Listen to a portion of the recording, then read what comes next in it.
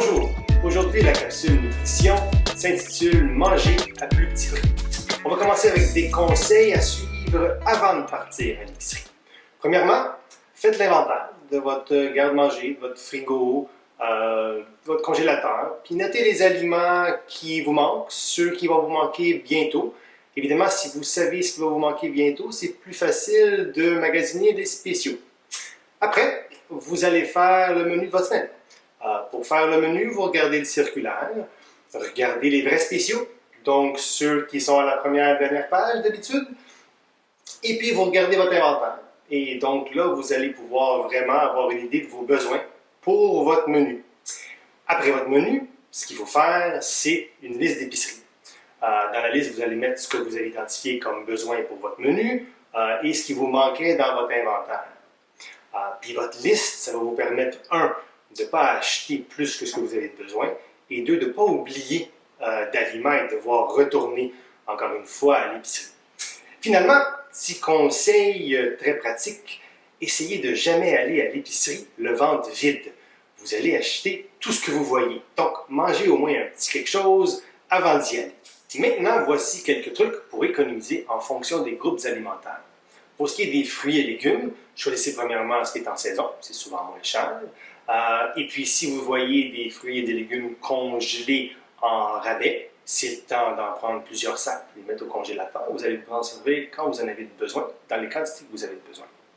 Et puis aussi, pour éviter le gaspillage, on vous recommande de faire des soupes et des potages avec vos légumes qui sont un peu filtrés. Pour ce qui est des aliments protéinés, pensez à remplacer dans vos recettes un peu de votre viande hachée par une légumineuse. Lentilles, pois chiches écrasés, tofu émietté, ça va vous coûter moins cher. Rappelez-vous aussi que les œufs, c'est une bonne protéine à faible coût. Si vous voyez que vos poissons favoris ne sont pas en spécial, optez pour les canages. Ça peut être une bonne option. Et puis finalement, pour les fromages, c'est ceux qui arrivent la date de meilleur avant. Les épiceries sont souvent en spéciaux, donc coûtent moins cher, puis souvent ça coûte un peu mieux. Donc achetez-les, puis assurez-vous de les manger pas trop tard après les avoir achetés.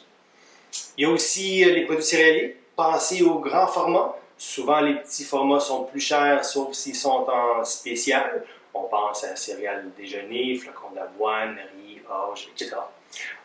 Étant donné que ça se garde longtemps, si vous voyez que les pâtes alimentaires sont en spécial, encore là, comme les fruits congelés, achetez-en plusieurs paquets, puis ils vont se garder longtemps à la maison. Et puis finalement, si vous pouvez choisir des grains entiers, ils vont vous rassasier, donc vous allez en manger un peu moins. Épargnez là aussi.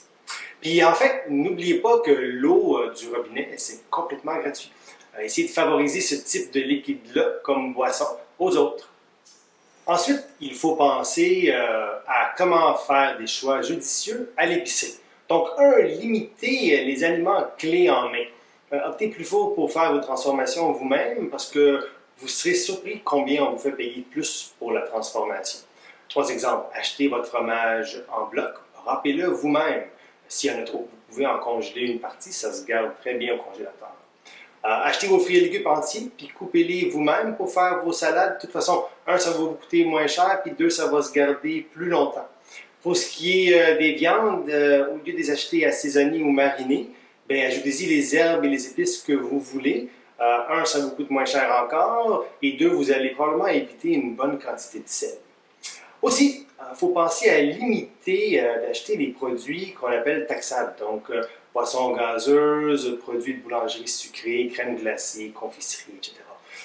Ça coûte moins cher et puis c'est un bon choix pour votre santé. Troisièmement, comme j'ai mentionné déjà pour les produits céréaliers, les gros formats, souvent, ça coûte moins cher. S'il y en a trop, on les congèle. Si ce n'est pas périssable, ça se garde longtemps. Pour ce qui est en temps normal, pas en temps de confinement comme maintenant, c'est aussi facile de partager les essais avec les membres de votre famille ou vos amis. Par contre, il faut toujours comparer les marques et les formats parce que ce n'est pas toujours les produits en spéciaux qui sont les moins chers. Et pour ça, pour vous faciliter la tâche, on vous recommande de regarder toujours le prix unitaire. Le prix unitaire, c'est le prix qui compare des aliments pour une même quantité, que ce soit 100 ml, 100 grammes. Et puis comme ça, vous pouvez comparer des produits même de formats différents. Comme vous voyez dans l'image qui est maintenant à l'écran, c'est souvent affiché près du prix de vente. Alors voilà, j'espère que tous ces conseils vous aideront à manger à plus petit prix.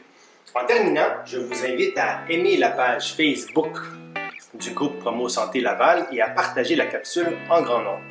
Je vous rappelle également que des consultations virtuelles à la clinique Promo Santé sont disponibles et que l'organisme propose un soutien à ses partenaires en temps de COVID-19 avec une offre adaptée d'activités en nutrition et en activité physique. Pour plus d'informations, s'il vous plaît, visitez le gpslaval.com et suivez-nous sur Facebook ou YouTube. Merci beaucoup et à bientôt!